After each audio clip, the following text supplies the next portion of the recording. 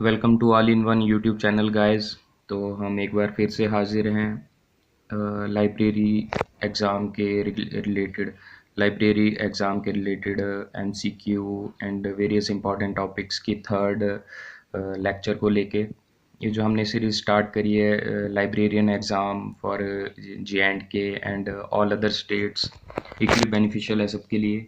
तो आज के हमारे टॉपिक हैं यूनेस्को, आइसलिक एंड कुछ इम्पोर्टेंट एमसीक्यूज डिस्कस करेंगे और ये बीच बीच में हम इम्पोर्टेंट पॉइंट्स भी डिस्कस करते रहेंगे। इसको की फुल फॉर्म है United Nations Educational Scientific and Cultural Organization. तो इसकी सबसे पहले टैगलाइन या स्लोगन हमें पता होना चाहिए, building peace in the minds of men and women.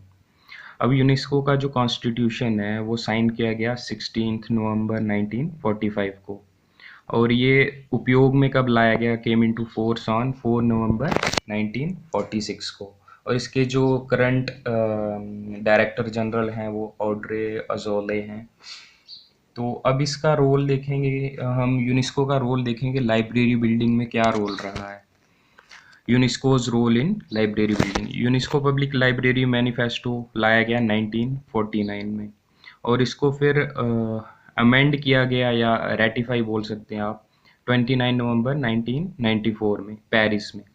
अब इसको रेटिफाई करने में किसका योगदान था? UNESCO amended public library manifesto by PGI council of meetings. PGI means general information programme. ये यूनेस्को का ये एक प्रोग्राम है, council of meetings of UNESCO along with participation of public library section.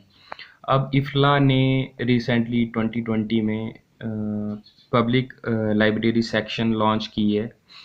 उसके योगदान से इन्होंने यूनेस्को पब्लिक लाइब्रेरी मैनिफेस्टो को अमेंड किया था 1994 में।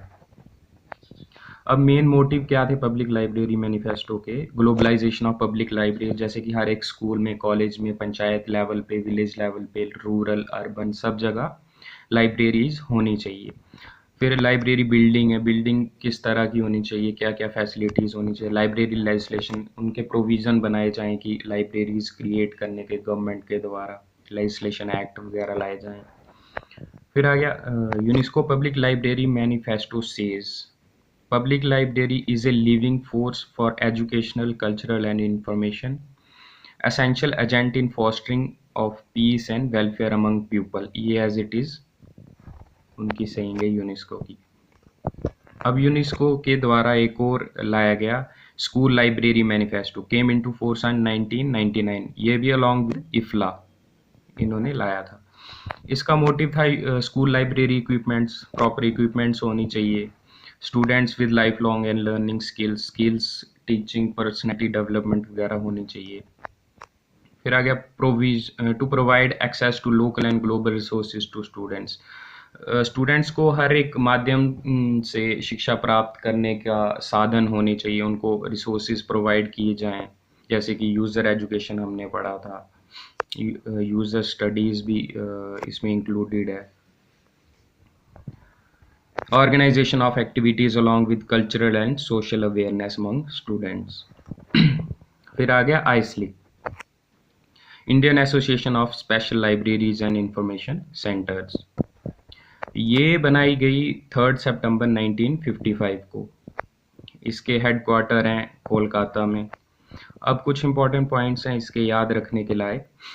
ये एक नॉन प्रॉफिट ऑर्गेनाइजेशन है, और ये स्पेशल लाइब्रेरीज, जितने भी स्पेशल लाइब्रेरीज हैं इंडिया की, उनकी डेवलपमेंट में इसका पूरा योगदान है, उनको सपोर्ट करती है। जैसे कि स्पेशल लाइब्रेरी एक आ गई देहरादून में for blind.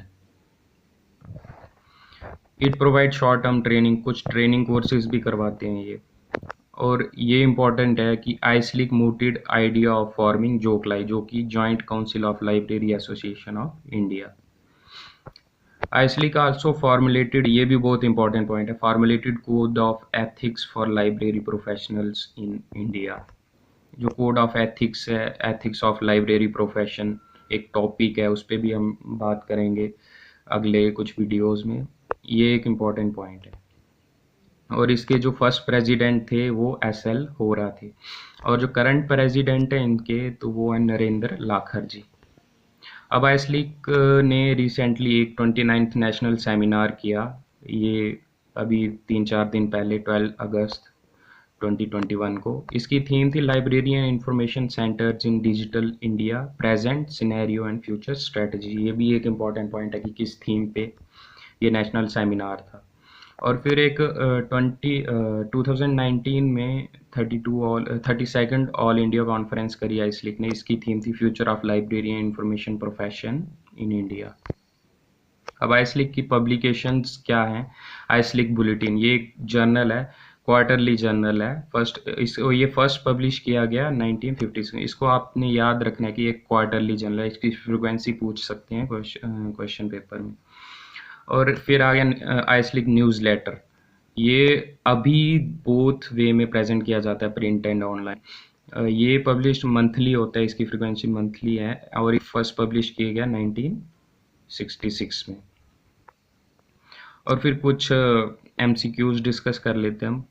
How many semantic digits are present in CC 7th edition? Colonial classification की 7th एडिशन में कितने सीमेंटिक डिजिट्स हैं? यहाँ पे गलती से मैंने C लिख दिया है, ऐसा आता है। ये 55, 60, 74 और 65।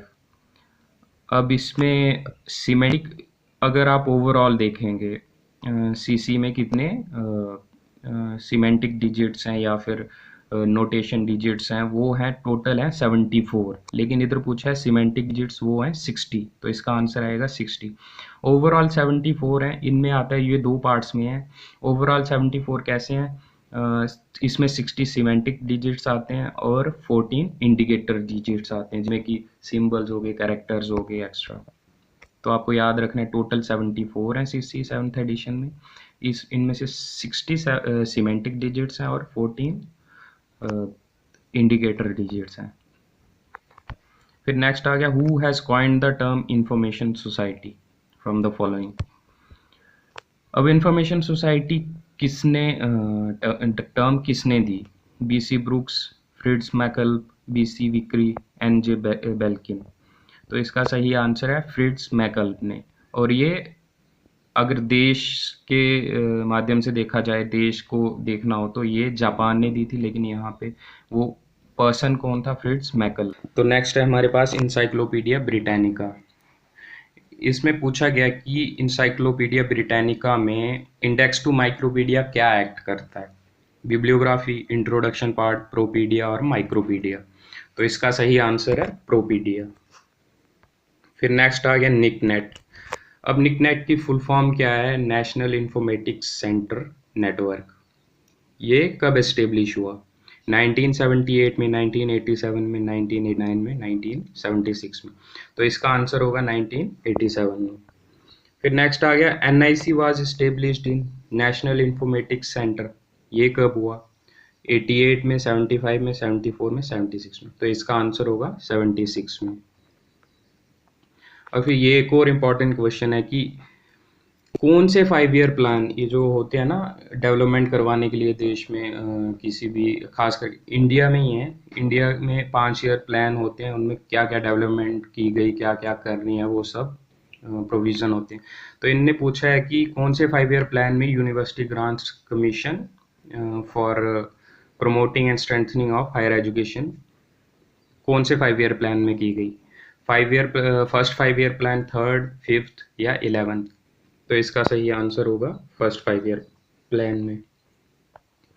फिर आगे DDC की 23rd एडिशन में कितने ऑक्सिलरी टेबल्स हैं? 6, 5, 7, 4। तो इसका सही आंसर है 6। तो गाइज, इस वीडियो को ज़्यादा से ज़्यादा अपने दोस्तों के साथ शेयर करें, सब्सक्राइब करें और लाइक करें। तो आपके लिए और भी नई वीडियोज़ लेकर आते रहेंगे। तब तक के लिए